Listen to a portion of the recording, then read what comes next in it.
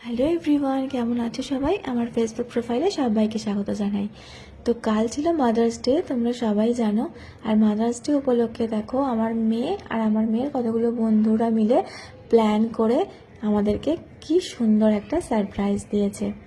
তো আমাদেরকে ফোন করে বলেছে, মা তোমরা একটু এসো, একটু খাবার দাবার এনেছি, সবাই মিলে একসাথে খাবো।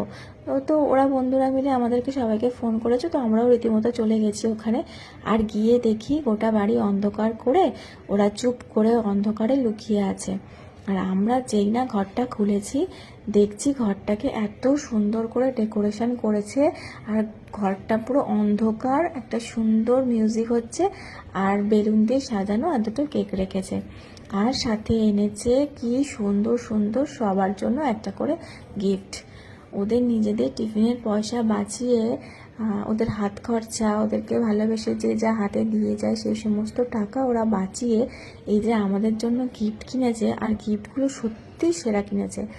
আর এই রকম মন যেন ওদের সব সময় থাকুক, ভগবানের কাছে প্রার্থনা করি। তো ওদের থেকে এরকম ভালোবাসা মাখানো গিফট পেয়ে আমরা মায়েরা সত্যি খুব খুশি আর সত্যি খুব আনন্দিত। ওরা খুব ভালো থাক, আর ওদেরকে যেন আমরাও এইভাবে স্নেহ দিয়ে আগলে রাখতে পারি, আর ওরাও যেন এরকম আমাদেরকে মায়েদের ভালোবাসা সবসময় দিয়ে যেতে পারে। তো এই আমরা কেক কাটা চলছে, আমরা সবাই মিলে কেকটা কাট করছি। তো দেখো, ভীষণই মজা করলাম কালকে সন্ধ্যেটা। ওদের জন্য আমাদের কাছে ভীষণ ভীষণ স্পেশাল হয়ে উঠেছিল সন্ধ্যেটা। তারপর আমরা সবাই মিলে একটু কেক খাওয়া দাওয়া করে চলে গিয়েছিলাম ডিনার করতে। তো চলো, টাটা।